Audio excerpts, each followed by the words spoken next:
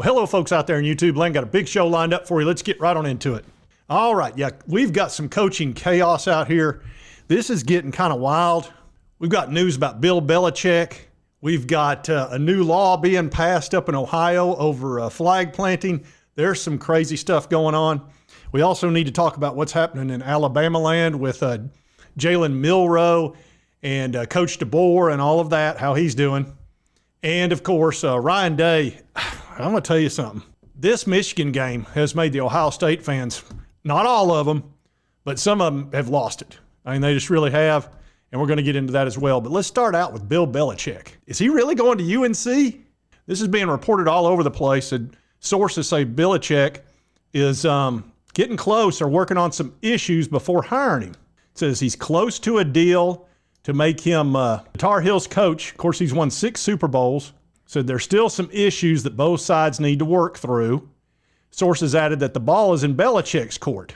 Now, Bill supplied them with a manifesto, and it's 400 pages. It's called an organizational Bible with structure, payment plans, staffing choices, decisions on whether to commit with UNC.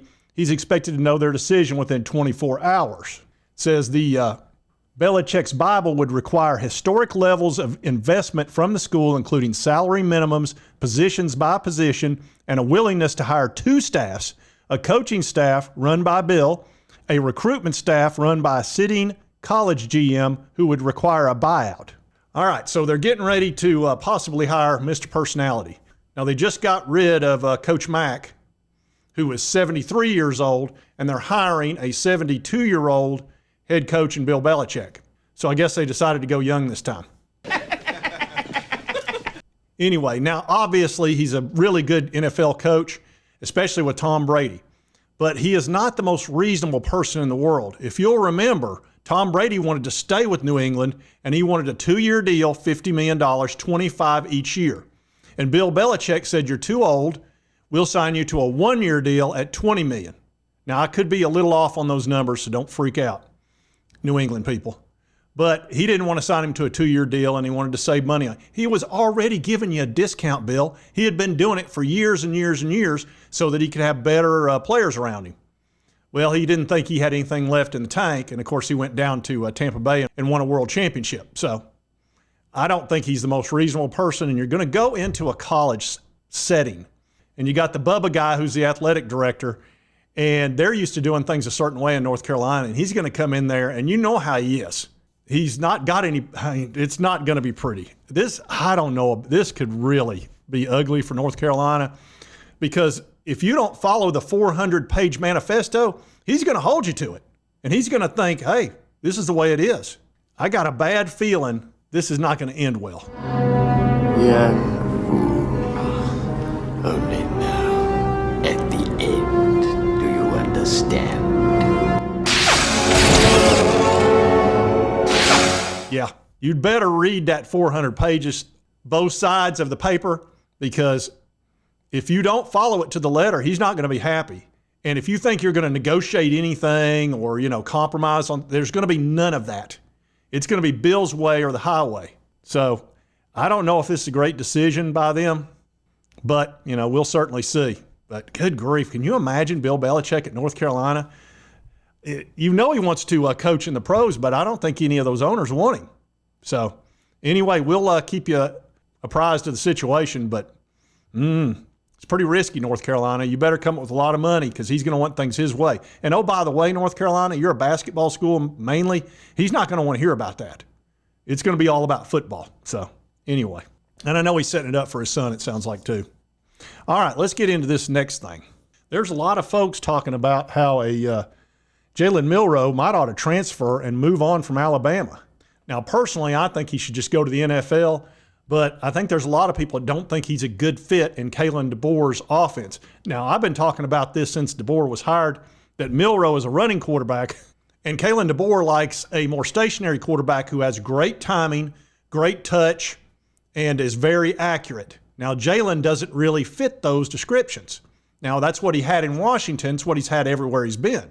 Former Alabama running back Damian Harris, he said, I don't think that he should go to the NFL draft because I don't think he's ready.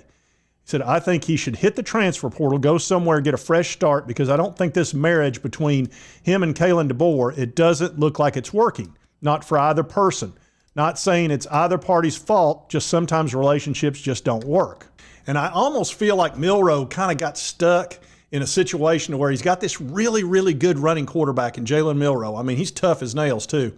And everybody likes him in Alabama. And of course, he darn near won a championship for him. So it's hard to bench that guy and bring in your other guy that you brought in from Washington, which is Austin Mack. He also has other quarterbacks down there that are really good, that might fit his system better. So they're kind of in a almost unhappy marriage between these two.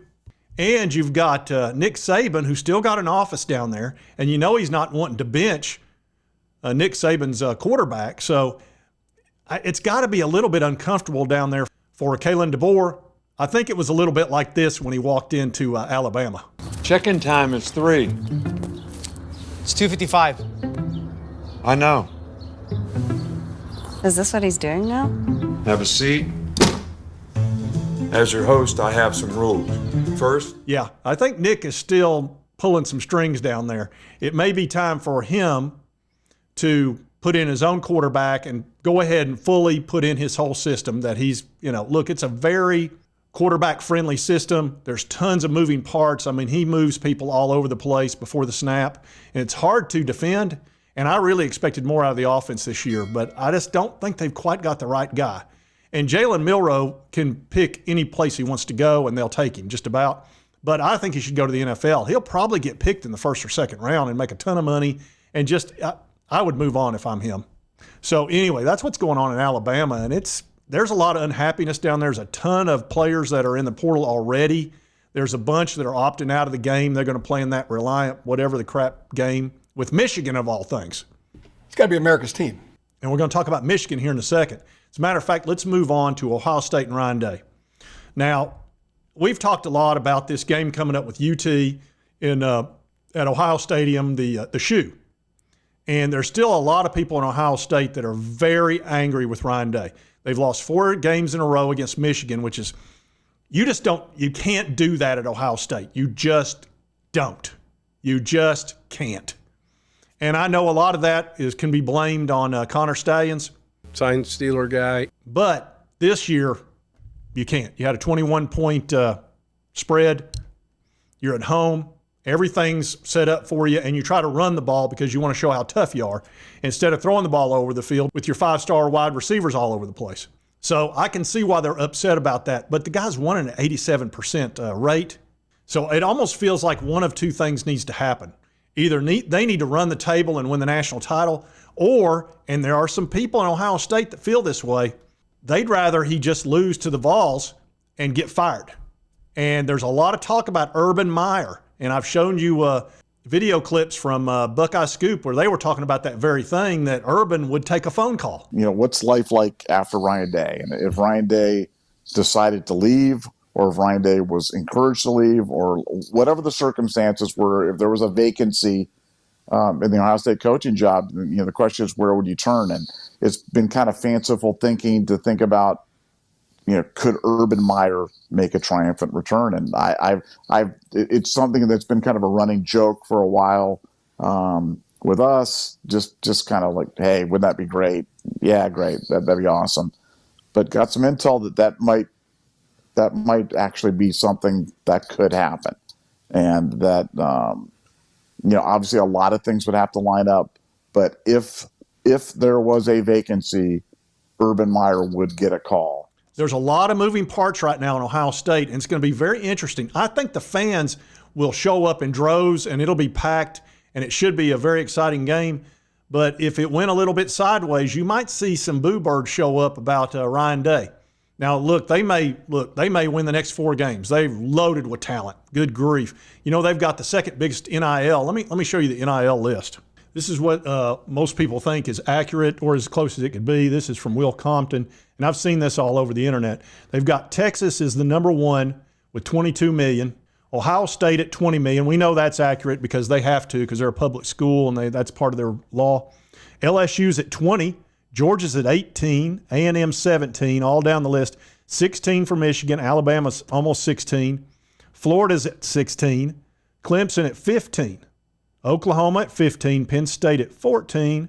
Man, look here. Tennessee's all the way down here at about, 15th or so at 11.6.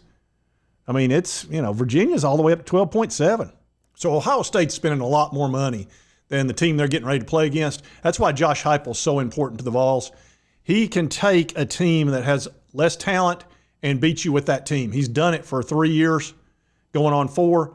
And when he first showed up, it was a train wreck at UT. I mean, it was awful. We had 30 guys transfer out, all our best players just about. And we had a winning record that first year in the SEC. 7-6 is what we wound up being. We got creaked in the bowl game. And then he went 10-2 or 11-2. We won the bowl game. Of course, we got creaked that year with the sign-stealing saga with Connor Stallions possibly sending the signs to South Carolina to defeat not only Tennessee but Clemson, which they did. Of course, that's my opinion, and it's alleged, but I have a lot of reasons to believe it's true. But Josh is really good at defeating teams that have a lot more talent, which is what's going to be required. We're also a 7.5-point underdog going into Ohio at 8 p.m. That's going to be a rough environment. Should be incredibly fun. But there are a lot of folks up in Ohio that are very unhappy. So it almost feels like it's like this for Ryan Day. Where do you think you're going? Nobody's leaving. Nobody's walking out on this fun, old-fashioned family Christmas. No, we're all in this together. This is a full-blown 4-alarm holiday emergency here. Yeah, he's like, we're going to do this, whether you like it or not. So we'll see how it plays out. The next few weeks should be super interesting, and he needs to have a deep run. I will say that, to calm everybody down in Ohio State land. And now we got to talk about the flag planting felony law that they're trying to put into effect. This is amazing. There's a lawmaker. They're trying to make flag planting at Ohio State. It'd be a felony under the proposed law. It says if a lawmaker gets his way, teams attempting to plant flags in the middle of Ohio Stadium during an Ohio State game will be dealing with more than just pepper spray. It says Ohio State Rep. Josh Williams introduced the bill Tuesday. It would classify flag planting at that particular stadium a felony. It's called the OHIO Sportsmanship Act. Authored by Williams, comes in response to Michigan's attempt to plant its flag, of course, in that big game. The law says no person shall plant a flagpole with a flag attached to it in the center of the football field at Ohio Stadium of the Ohio State University on the day of a college football competition. Holy shnikes. Now, I am no fan of flag planting. I think that is a recipe for disaster. You're literally begging to get punched in the face. That's probably ought to be the law, that if you plant your flag on somebody's logo in front of their fan base, you probably ought to be punched, as opposed to a felony. But surely the coaches can get control of this in the conferences and, just put some big fine on them or something, but that can't be allowed. You're asking for a riot. I mean, honestly. So it's got to be put to a stop. So they're still dealing with the aftermath of this Michigan loss. And I don't know what's going to happen with Ryan Day. I've been carrying his water quite a bit for the last year because a lot of people have been really down on him. I still think he's a darn good coach, but I tell you, there are certain games you just can't lose, and you certainly can't lose them 4 times in a row. So we'll see what happens. This is going to be incredibly interesting, what happens with Ryan Day and all of that. I'm glad we got Josh Heupel. And Oklahoma, don't you even think about calling Josh Heupel if you end up firing Brent Venables. Venables is a good coach. You need to stick with him. You're not taking Josh. It doesn't work. I have spoken! So anyway, there's coaching chaos everywhere, and there's transfer portal stuff going on. It's pretty crazy. But this is college football in 2024. Need to kind of get used to it. But Bill Belichick at UNC, are you kidding me? I'm keeping track of this one. So if you like this content, be sure to hit that like button. Lets me know to continue to follow these big college sports stories. If you've not subscribed, boom, boom, boom, hit this little button right here. Won't cost you a dime. Help you get my videos. And we'll see you next time on Sports Talk Jay.